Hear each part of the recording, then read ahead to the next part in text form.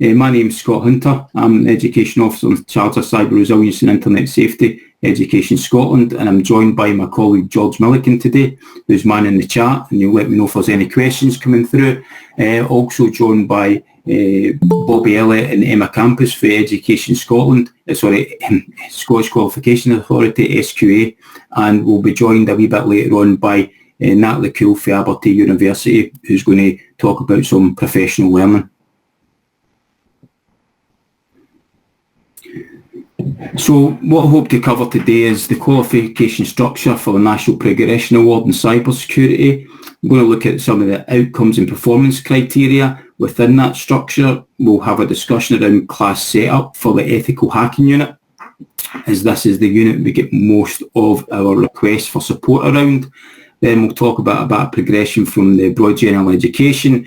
Then I'll hand over to Emma and Bobby to talk about assessment, and then at the very end we'll have the professional learning opportunity from Abertay University that Natalie Cool will tell you a wee bit more about. So if we look at the qualification structure just now, the National Progression Award in Cyber Security is at 3 levels, levels 4, 5 and 6. Within these levels you have 3 units: data security, ethical hacking and digital forensics. The order that you see them on the screen is the order that I would recommend you teaching in. There's no set order to teach them, but that would be the order I would be teaching them in: data security, ethical hacking, then digital forensics. At the bottom of my slide there is a link to the group award specification for the NPA in Cyber Security. Again, this is a hierarchical structure within the 3 levels, and what you'll probably find is that if you're anything like me, when I was in school, I had all 3 levels within the one class. So you could have some kids sitting level 4, 5 and 6.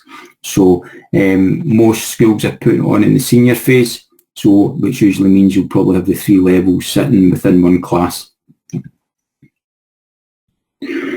So we're going to look at the ethical hacking unit. As I say, this is the unit where we get most requests for support around. How do we teach ethical hacking in a Scottish secondary school? So I would just like to start by looking at outcome 3 within this. As I mentioned before, there are 3 outcomes, but outcome 3 is outcome that deals predominantly with the practical aspect of it. So as you can see within the performance criteria, select basic features of software that could be used for hacking with guidance. So you'll see the language I used within this outcome is mostly select and apply. Okay, so that gives the implication that kids would need to be using the software. Again, this is at level 4. And then we have the option for level 5, where you can see here that there is a more structure. You can see the difference between the level 4 and the level 5. You're now having to identify the scope, perform reconnaissance. We start using the term penetration testing, where if you look at level 4, you're using basic software tools for hacking guidance. So a wee bit less structured, whereas we add and we look at level 5, there's a wee bit more structure there, where you're going to have to talk about the scope, the stages of a penetration test, perform scanning of a network. And again, these are some of the issues that can be thought upon when you're looking at your class setup. The reason why we've sort of jumped straight into this and looking at outcome 3 and level 4 and level 5 is these are the aspects that you're going to have to teach and assess within your class. Now, if you look at the level 5 here, and you go through the different performance criteria, you can see there nowhere does it say secure a wireless access point. But if you look at the original assessment from the SQA, it's on the secure site. At level 5 for outcome 3, you have to secure a wireless access point. So, and we've been getting a lot of requests. How do we manage to do this? As you can see there, within the performance criteria, it doesn't actually ask you to do that. That's just a unit assessment pack that comes for the SQA. It's identify the risks and threats and vulnerabilities. So you perform vulnerability scanning over a network as well, and perform scanning on a penetration test. So that can be in any context that you want. So if your classroom, you don't have, I suppose the point I'm trying to make, if you don't have a wireless access point, then you don't need to do that assessment, or you don't need to go and get that wireless access point. These are the areas that you'll be assessed on. You need to ensure that the learners are covering. And you can see there, again, just jumping back, I think this gives us good progression where you're just identifying and using basic software tools with guidance to then stepping up to performing a penetration test. And again, it'll have different phases to it. And the terminology that we're starting to use there is around 8 phases of penetration testing, where we're identifying scope and reconnaissance. I suppose a key thing that we must mention when we're doing this is called ethical hacking. So ethics must be entwined through your learning and teaching, ethics in the law, and ensuring young people know what they're learning in the class. If you're teaching them within your classroom, if they do that outside the classroom environment, they're going to find themselves in trouble. Okay, because then it would not be ethical hacking. So again, it's very important that you underline that, install that in your learners within your class, that this is ethical hacking, and that it should be used, the tools and responsibilities should be used, so the tools and software should be used responsible. So ensure you're installing that within your learners as you move forward and you start doing the more interesting practical side of it. The other outcomes will cover the law and what the law around hacking is. Again, we're just focusing on outcome 3 today, purely because this is the area where we're getting more requests for help within people want to say either deliver it for the first time or want to go and deliver it. And I suppose this is the area that most local authorities will be concerned about, that we're teaching senior phase pupils how to hack, and they'll be worried about they're getting the knowledge and skills maybe to attack their computer systems.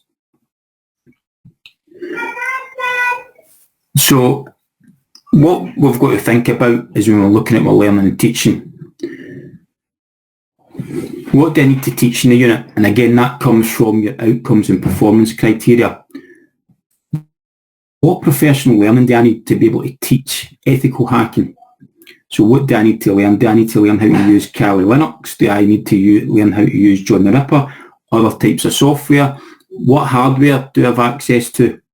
So as I mentioned before, if you don't have a wireless access point, then you won't teach them how to hack into a wireless access point because you don't have that hardware. Look about what hardware you do have lying about. I've heard of people sending emails around staff asking for old home hub routers, asking for old computers that people no longer want, and bringing them in so they can set up their own network. If that is the road you're going to go down, and we'll talk about that later on, we're setting up your network, you have to have undertaken that professional learning to enable you to set up that network within the class, which can be very time consuming and it can be very temperamental. So then we have to look at what software am I going to install on the hardware.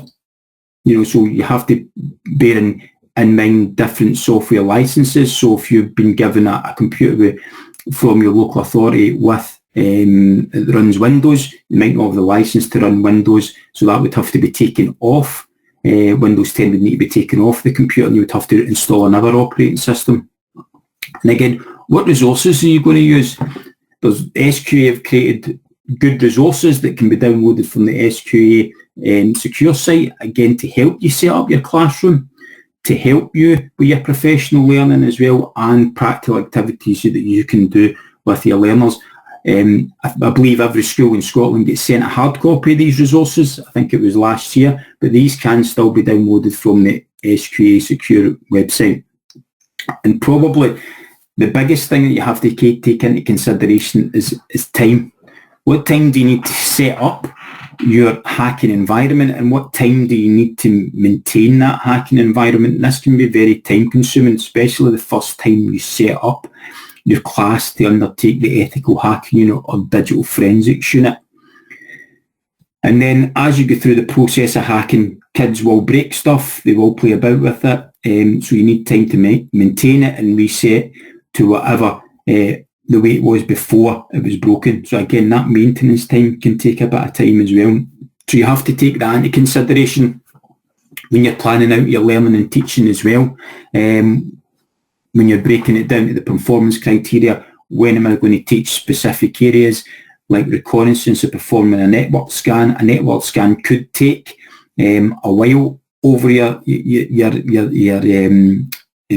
network or your setup you have in your classroom, just because if you're using old kit, the RAM might not be as good or the processor might not be as good, so running that scan can take a bit of a while, so you need to plan and have time planned into that as well to give it time to complete that scan. So again, these are things just to help you reflect before you start delivering the qualification, to help you start thinking about what I need to be able to deliver this qualification successfully. Now, we're going to go on and start looking at the classroom setup, and I'm going to go through three options of the classroom setup. So as I'm going through, if you have any questions, feel free to stick them in the chat, or there's not many of us, stick your microphone on. I'm quite happy to have a discussion with you as well. So we'll go through and look at the setup, the options you have within your classroom. And again, every local authority is different. Across the country, there's 32 local authorities, so different infrastructure and different setup.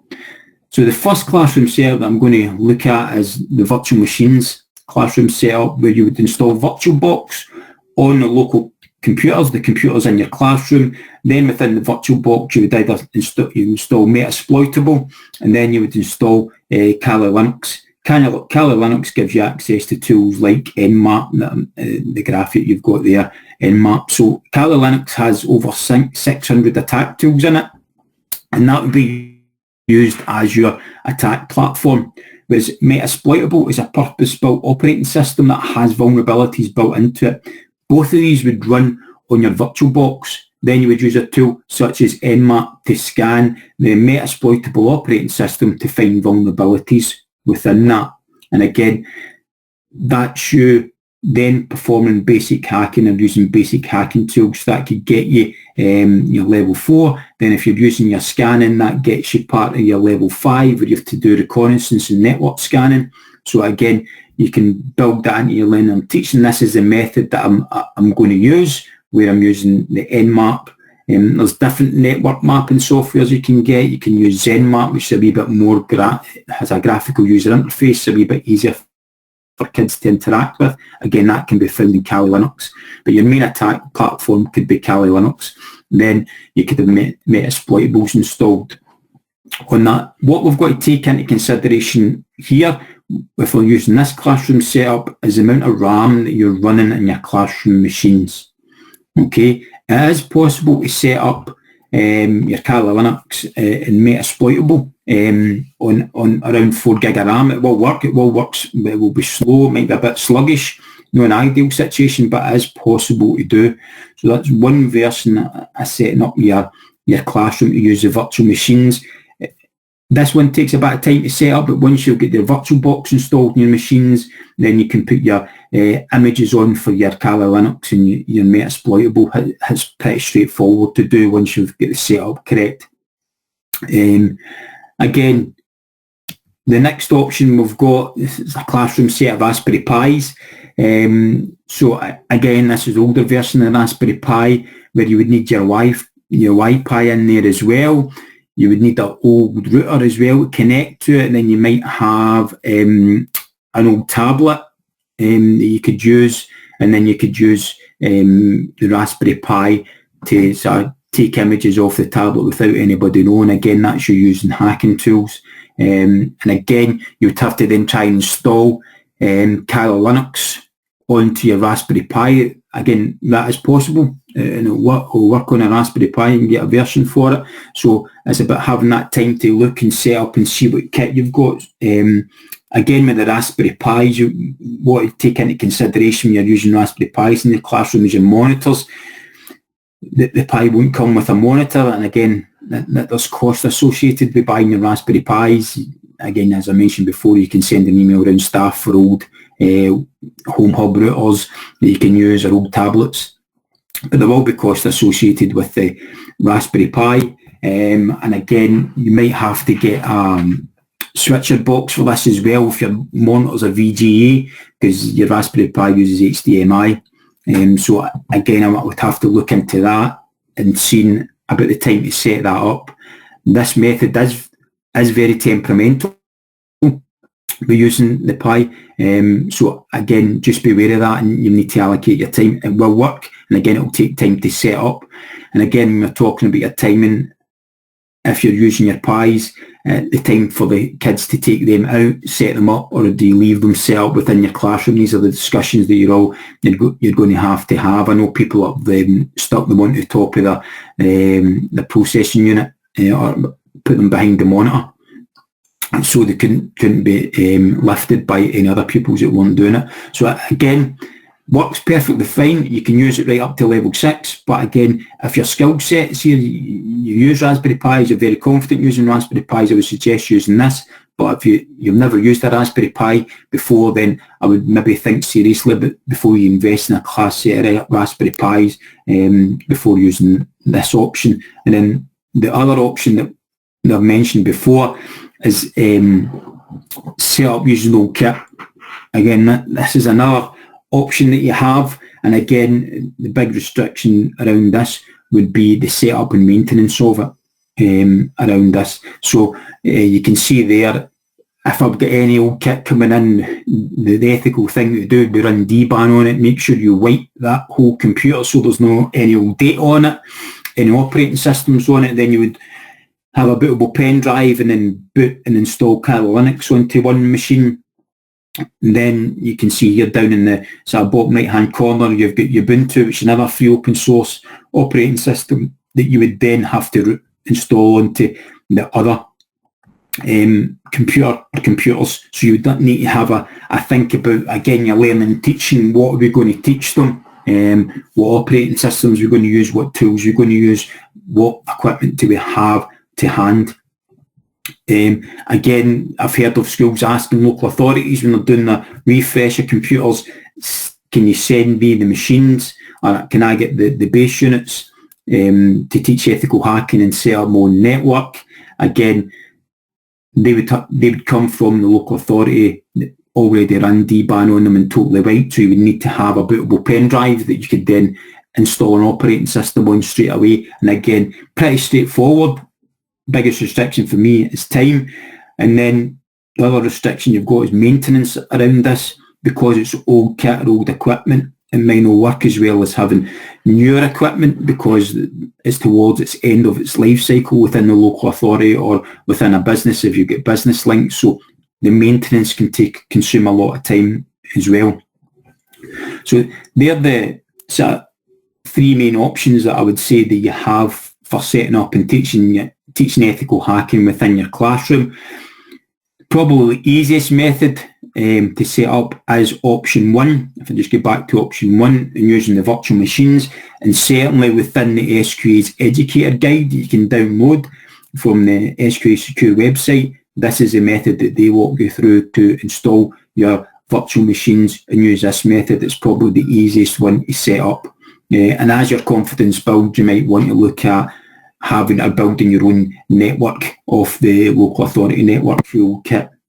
Again, it's up to you. And again, this is a great thing about this qualification. You can pick any method you want. Where your confidence lies, where your abilities lie, you can pick any method you want. There is no really any right or wrong method, just as long as you meeting the outcomes and performance criteria for the level, so level 4, level 5 or level 6, as long as you're meeting the performance criteria for each of the outcomes, the practical outcomes, you should be okay.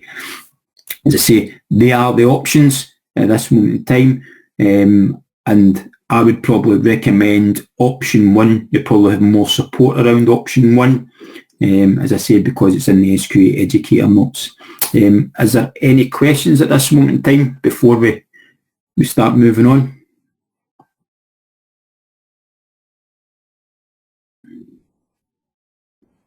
No? Okay, so as I say, then we've got these are the SQA notes that we have. And again, these were published, I think, last year. I think Bobby and Emma can give you more information about them. Again, these are good notes. They've got an educator's guide for setting up your classroom. You've got worksheets, practical worksheets that you can work through for all three units: data security, ethical hacking and digital forensics. An example I've got there is the ethical hacking unit and the digital forensics. So again, look at these notes, have a read through them. Can you set up the virtual machines in your classroom? Have a look at that. And then what I'd be looking for would be progression from broad general education. Okay, and think about if we're going to start using virtual machines or operating systems running in virtual boxes in fourth year, then they'll need to have prior learning. Okay, it makes it easier, it gives a progression, makes progression more straightforward than at level 4, 5 and 6. If they're used to using, for example, a virtual box in S3, you might put a unit, a Linux, use basic Linux commands within S2 or S3. You know, you might start building the understanding IP addressing and computer systems into your broad general education, or using different operating systems.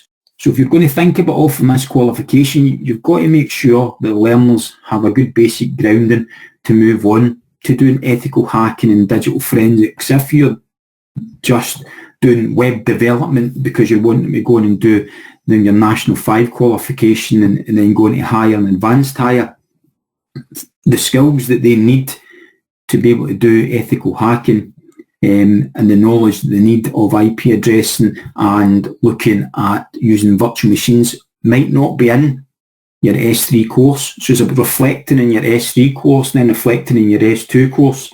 And if you're fortunate enough to have a computing science S1, S2 and S3 course, then it's making sure that they have progression into this path of looking at the NPA and cyber security instead of just coming up when I'm fourth year. You can do computing science, you can do cyber security, and then you take them into cyber security and they don't have the basic knowledge or skills to enable them to achieve success.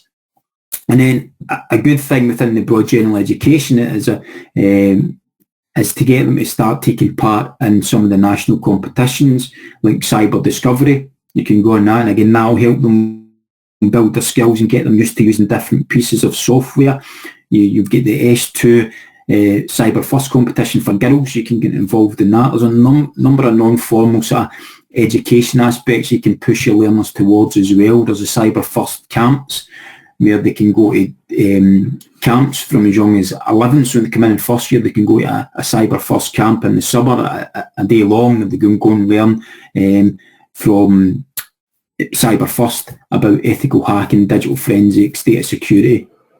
And again, if they go through the camps, they're accredited to SQF level as well. So as they progress through the camps, they can get some formal qualifications for the SQA as well.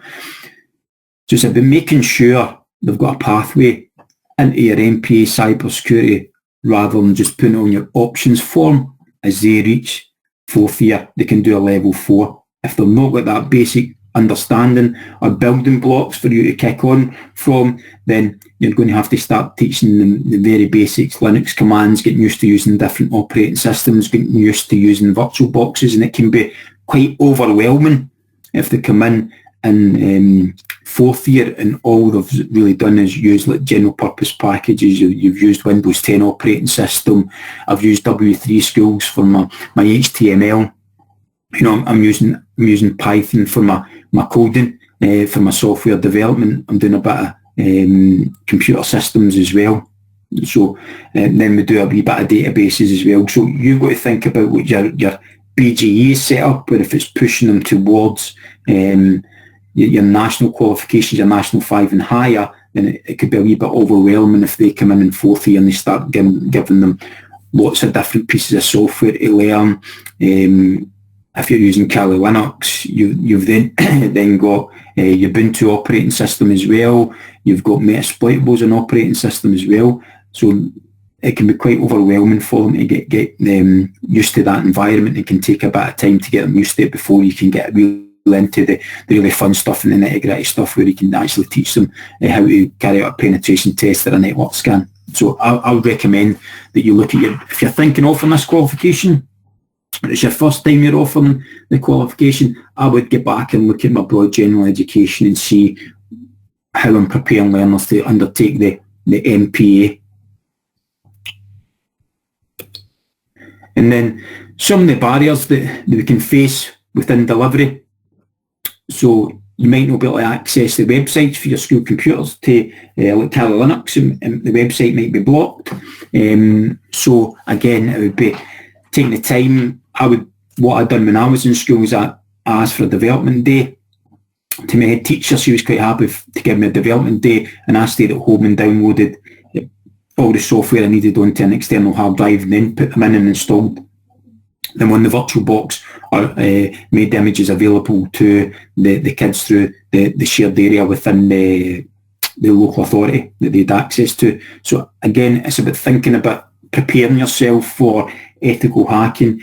Can I download Kali Linux on my school computers? No, I can't. I'm going to have to do that at home. I'm going to have to download Metasploitable at home as well. So I was quite fortunate at the time, and a very understanding head teacher, and she gave me a development day to go home and get all the software I needed, and then come back in and install it in the computers over a couple of weeks. It took me to set that up in the classroom as well. So time it takes to install on your computers. Again, if you've got 20 machines in your classroom, you want everybody to be doing this. You want all the 20 computers installed. Again, that was when I was in school. That was up to me to sit and do that. So I had to incorporate that into some of my work and making stay after school to get that installed. So say, if the teachers can't install software onto the computers, then that can be a bit of a barrier. Even if you manage to download it. And again, that's where speaking to your local authority, you might have a technician within the school that they can do that. And again, it's about having that conversation with your head teacher or the technician to support them, because it'll take time out of their day to go and install the software on. If you're using the virtual machines, it'll take time for them to go and install the virtual machine and onto all the computers for kids to use. So be aware of that. Is that again, in the other issue that we sometimes come across is local authority security settings. And again, depending on what your security setting is, you can run virtual machines, and schools are running virtual machines. So it's about finding out what the issue is within that local authority, and what the security issue is. As I say, most local authorities are open to having a conversation about the setup required for computing science and the setup required to teach ethical hacking.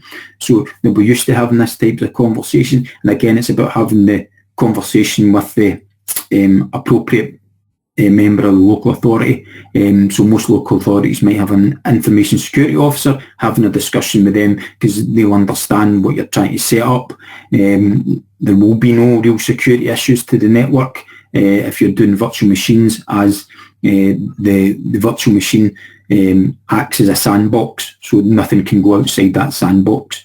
And it's just about having that conversation with them and letting them know what you're trying to teach and what skills you'll be teaching the learners within your within the NPA Cyber Security. So again, you may face some barriers, but most of these can be overcome.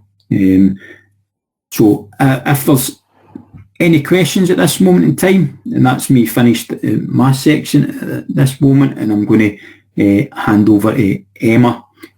So I'll stop sharing my screen and we can take any questions while Emma gets set up. Thanks, Scott. Let's see if I can share my screen. There we go. Right, so can you all see that? Yeah, Emma, I can see that. Yeah, okay. Yes, Emma. Okay. Well, hi everyone. I see lots of familiar names, so I hope you are all well and staying safe. Today I'm just going to go through very briefly about the assessments that are available for the NPA Cyber. First of all, you'll be glad to know that there's been a big growth in the uptake for the NPA Cyber Security. So it began with a very low number in 2015, and Scott, I think, was the very first one to deliver the NPA Cyber, so he knows it was very tough in the beginning, but hopefully through the years, with some of the additional resources and also the peer support that you can also find nowadays, it's becoming more and more popular, and as you can see, there's a steady increase over the years. So what is there available right now, assessment-wise, for the NPA Cybersecurity? Well, the assessments are assessment support packs, so they are the traditional ones that are available on the SQA Secure site, and currently there are individual assessments for each of the themes, so data security, ethical hacking and digital forensics at each of the levels, so level 4, 5 and 6. In total that adds up to 9 assessments.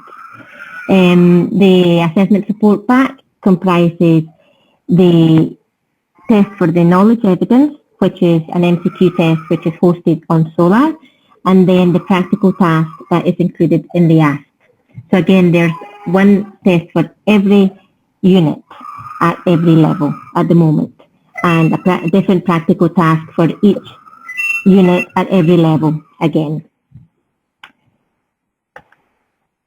Now, I don't know if any of you have delivered the NPA before, if it's your first year. Also, if maybe your centre already delivers other NPAs at the moment. Now, if your centre already delivers NPAs or you've delivered this before, you probably already have access to Solar. But if you've never delivered it before and you're not sure if your centre has access to Solar, then you can check, because most centres already have access to Solar, and there will be somebody in your centre that can create an account for you to give you access to the Solar tests. A query that I get a lot of the times, because of the MCQ tests are on Solar, they're randomised, so you don't get to see all the questions at once. So your candidates can be doing a test, and if they're doing it at different times, they will get different questions coming up, and that's one of the banes of teachers, because they keep asking, how do I know all the questions that are on the Solar tests?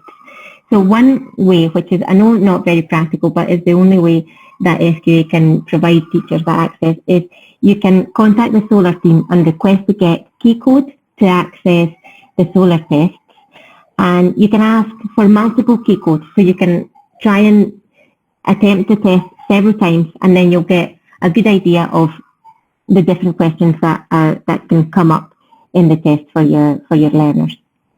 Also, if it's the first time that you are going to be accessing Solar, there are some training materials on how to use it. They're short videos of approximately 2 minutes that you can check at the website that's on the screen. And then something that might not be obvious either to centres is that Solar is actually not linked to the SQA registration and certification system.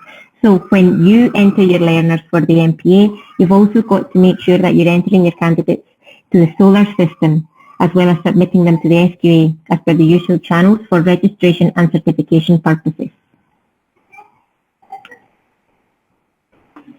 We are aware that that the asks from Solar are sometimes limited. Obviously, every time there's just one assessment, it's going to be limiting in some way for centres. So we're trying to come up with new alternative assessments, which we're producing currently. So the aim of these assessments is to produce a combined assessment for data security, ethical hacking and digital forensics per level. So there will be one assessment covering the 3 themes at one level. So instead of having the multiple choice test to cover the knowledge evidence, it will be a project-based assessment. So a project-based activities which will cover the knowledge evidence. And then you'll have, as in the ask, you'll have the practical tasks still covering the product evidence. And all of it will be hosted on Solar. So hopefully we will move from having individual assessments for the knowledge evidence for each of the units at each level to just having one assessment per level, covering the 3 units. Now, the tricky bit here is the practical tasks, because they'll still be separate, and they'll still be the asks that are currently in the ask at the moment. Maybe in the near future we'll look to update these tasks and hopefully create a combined one. But for the time being, the practical tasks are proving to be a bit more tricky, and therefore they'll remain the same tasks, but they'll be hosted on Solar. So the difference from the traditional ask would be that you will have to, the evidence that you need to upload to Solar will be maybe screenshots of the learner doing it, or a checklist that you've filled in, ensuring that the learner has achieved all the steps in the practical task, or a video of the candidate doing it. So there'll be multiple ways that you'll be able to upload that. So just really, finally, this is just the assessment options that are available to you from the SQA. So you'll have the assessment support packs and the alternative assessments. The difference between them, as I said, is that the assessment support packs are just standalone assessments for the single units, and hopefully the alternative assessments are an integrated approach per level. So that will cut down the assessment workload as well, hopefully for you. The knowledge evidence currently is assessed through the MCQ test on Solar, but now with alternative assessments, you can also opt to assess the knowledge evidence through project-based activities. The product evidence, as I said, will still remain the practical tasks that are in the ask, but one will be in the ask and the others will be hosted on Solar. And the assessment support packs are already available on SQA Secure, and the alternative assessments, which are currently in production, should be available from early 2021 on Solar. I know I'm not very definitive with the date of early 2021, but it certainly won't be any later than February. That's our aim for that. If you have any questions about the qualification, about the assessments or anything, you can always contact us at computing@sqa.org.uk, and I will, or Bobby, try to get back to you with a question as soon as possible. So I don't know if you've got any questions at the moment. Now, I also just want to point out that the SQA assessments are there for you to use if they're suitable for you, if you can use them. However, the more confident you become, if you feel that you can devise another assessment, remember that SQA is always open, and you can devise your own assessment. We always recommend that you get it prior verified to ensure that if you do have to undergo an external verification, that there's no issues with the assessment, but you are free to devise your own assessments if you feel that, this doesn't really work for me and I can do this another way, then that's always an option. I don't know if, Bobby, you want to add anything else, or Scott, or I can stop sharing now. Emma, there's a few questions in the chat, Emma. Oh, right, because I can't see the chat because I've got this open.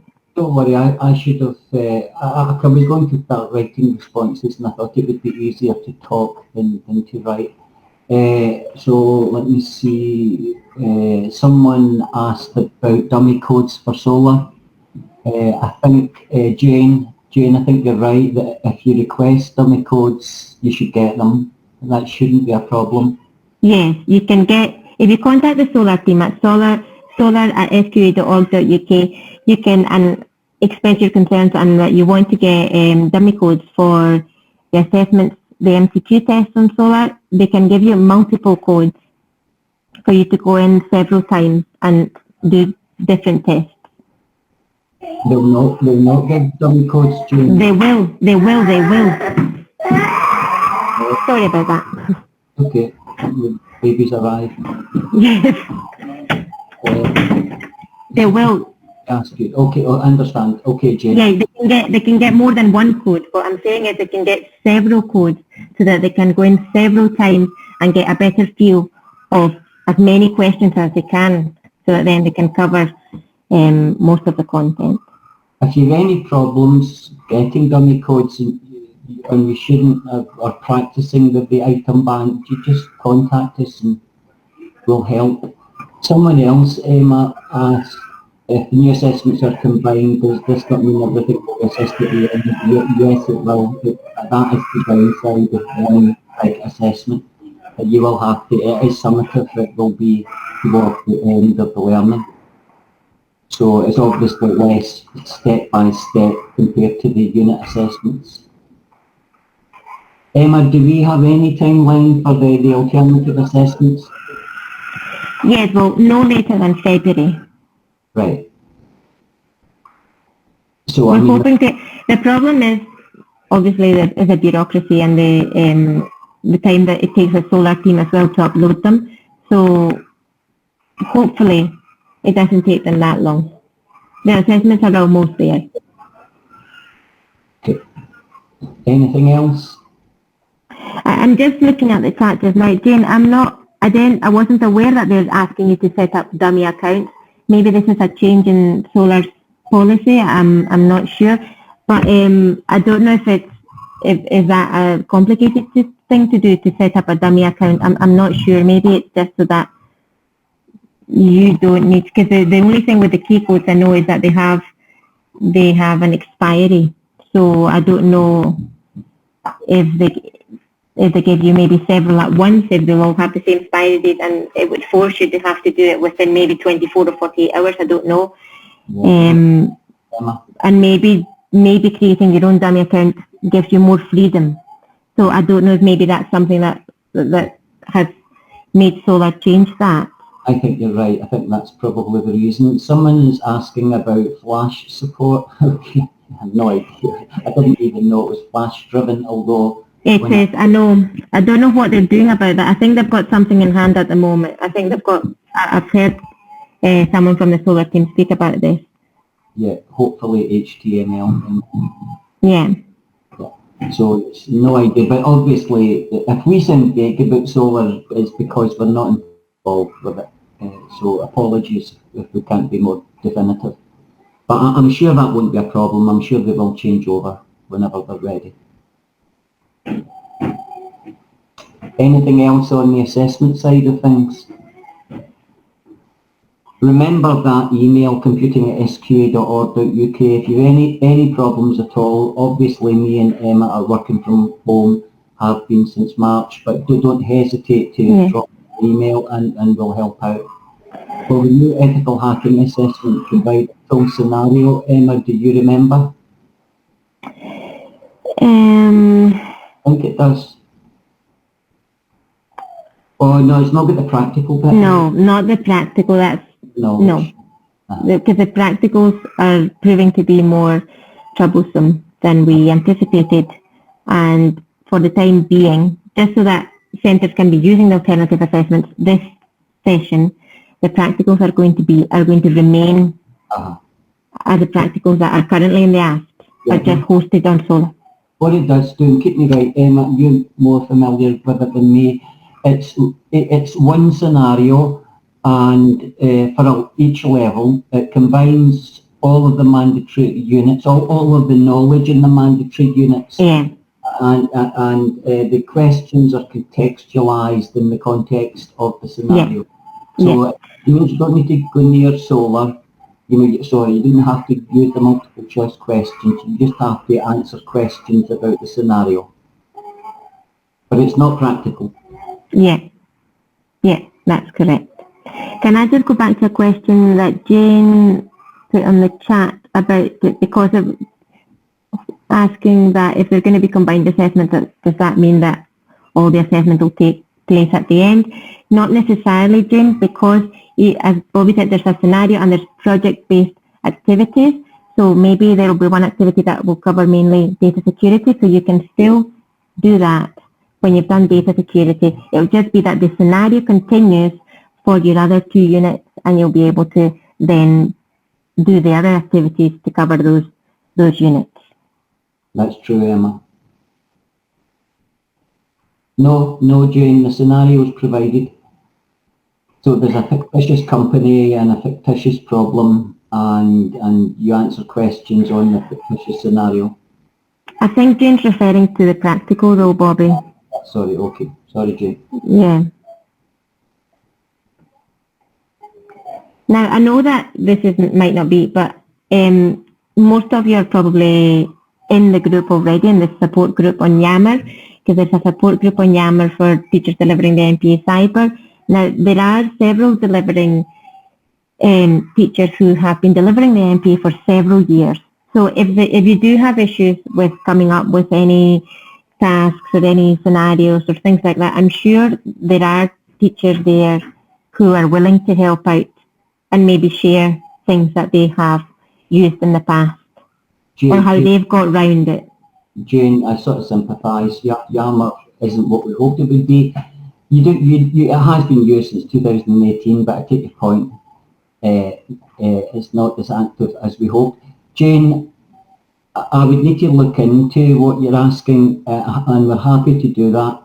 So see if you contact Emma, or just use the computing email, and if there's anything we can do to help, then even funding, if we can help develop a scenario, if there's something that we can do, the uptake in this NPA is sufficiently large that money shouldn't be a problem to help you.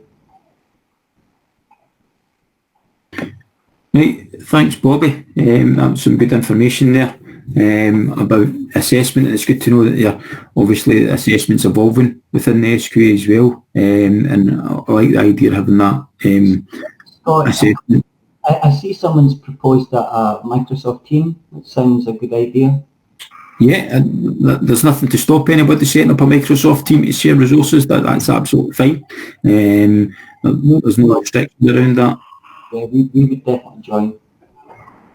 Yeah, and that's something that we can look into. There's already a computing science Scotland team, that's correct. Yeah, and a team for cyber security isn't going to be a problem to set up. So that's good. That was good information you gave us there, Bobby. About assessments and how it's evolving.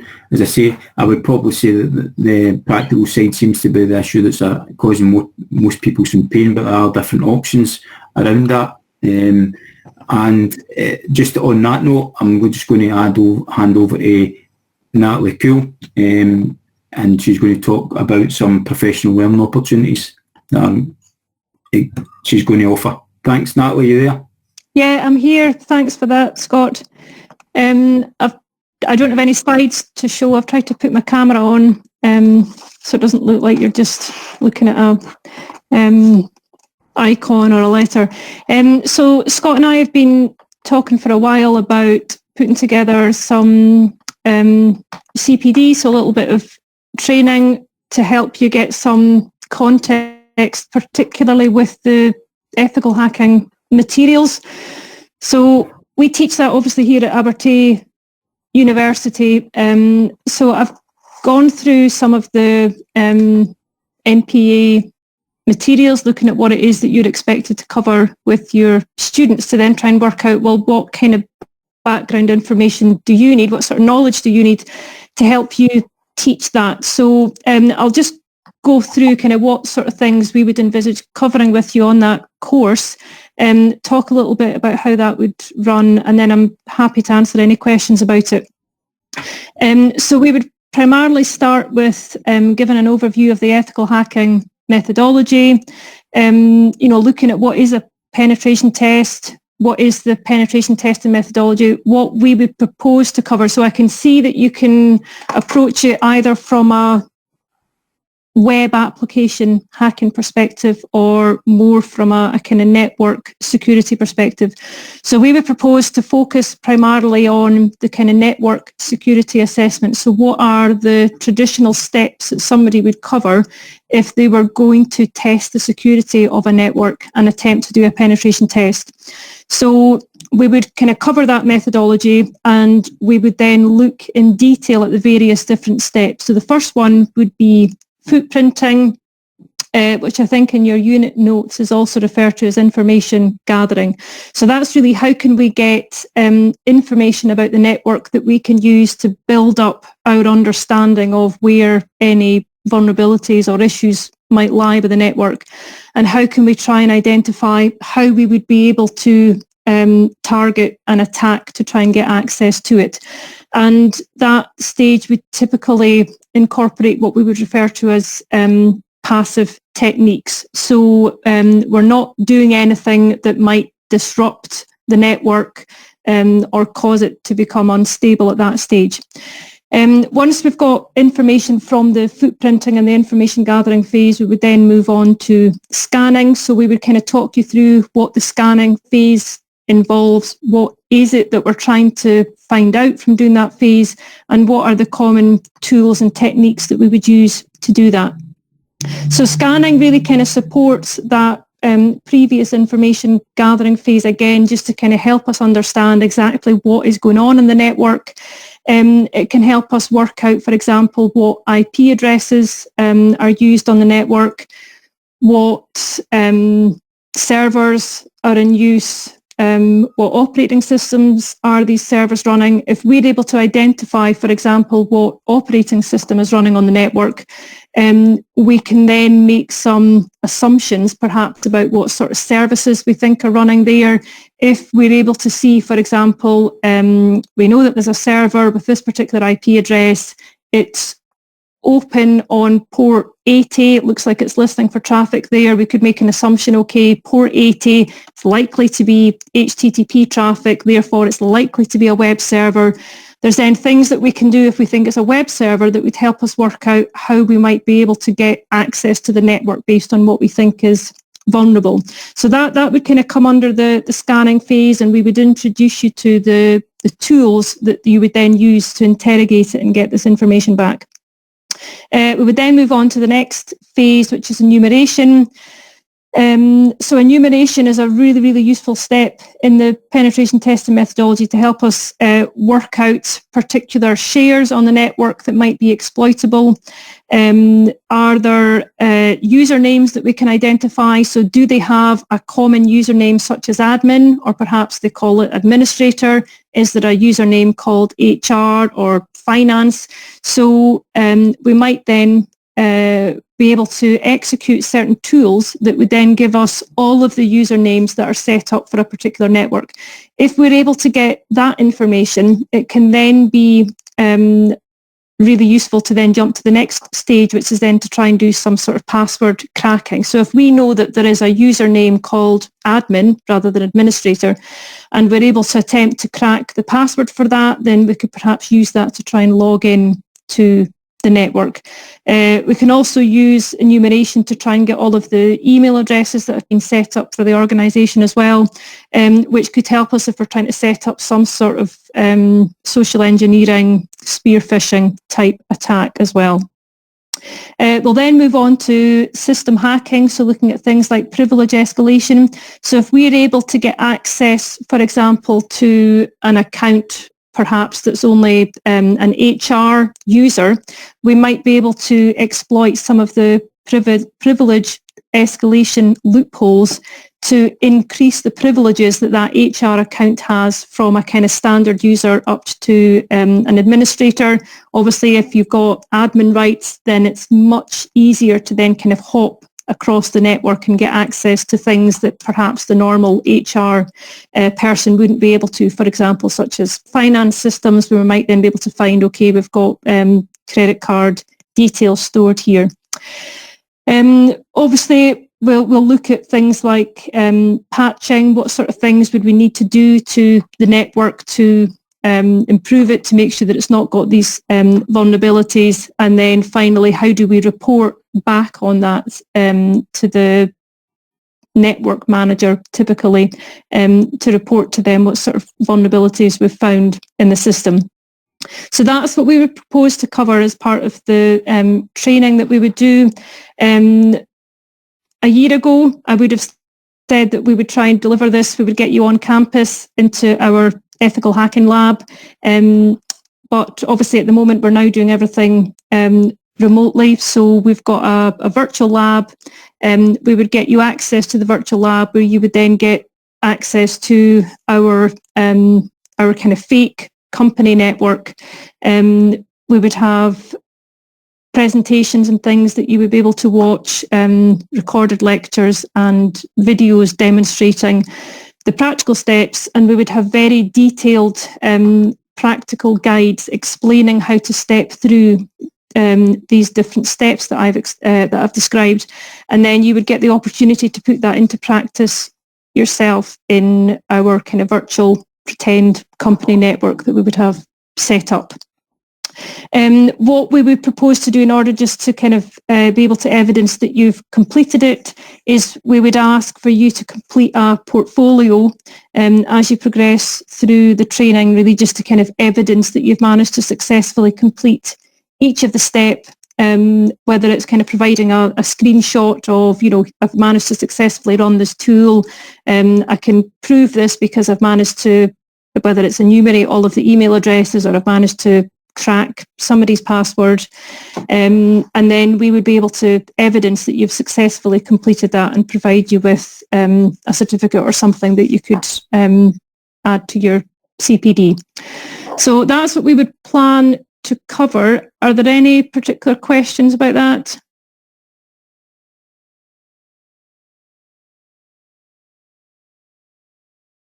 All gone quiet? No, I can't see any questions in the chat about that. Okay. Is there anything, Scott, that you think I should have covered that I've maybe not?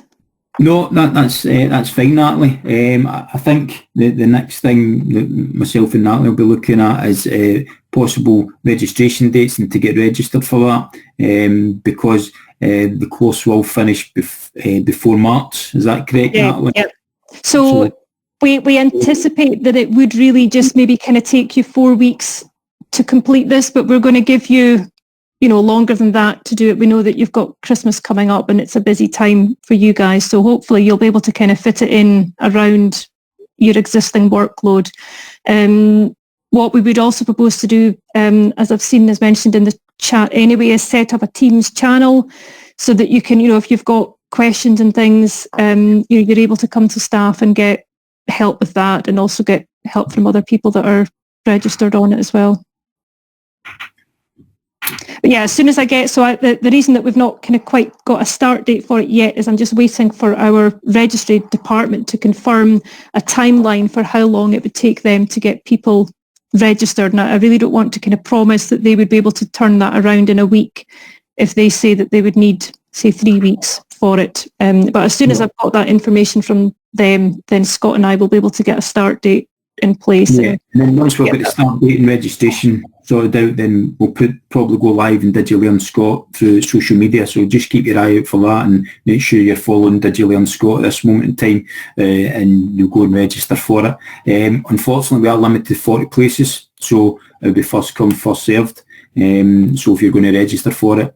So, but this could be something that, if this seems successful, we can look at for next year as well. I'll run that next year as well. And a digital forensics one as well.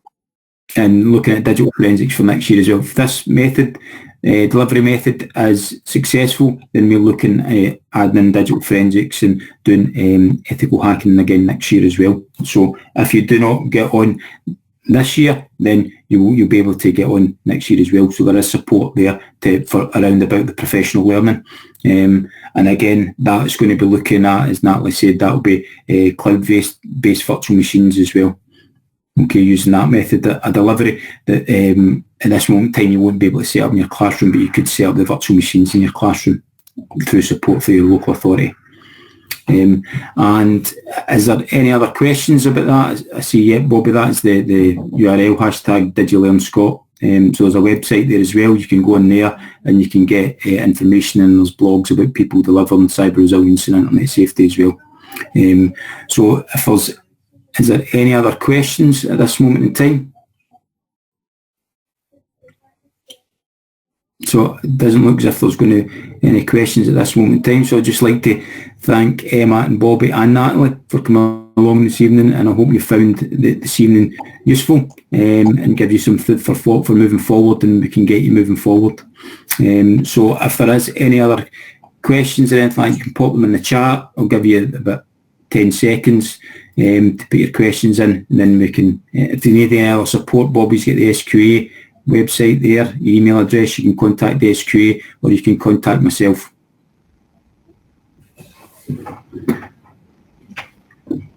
Right, so, well, I'll just end the meeting there then, if that's everybody.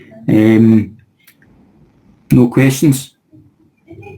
Okay, right, thank you. Thanks for attending. Thanks, Natalie. Thanks, Bobby, and thanks, Emma. Thank you. Bye. Thanks, Scott. Bye, everyone. Bye.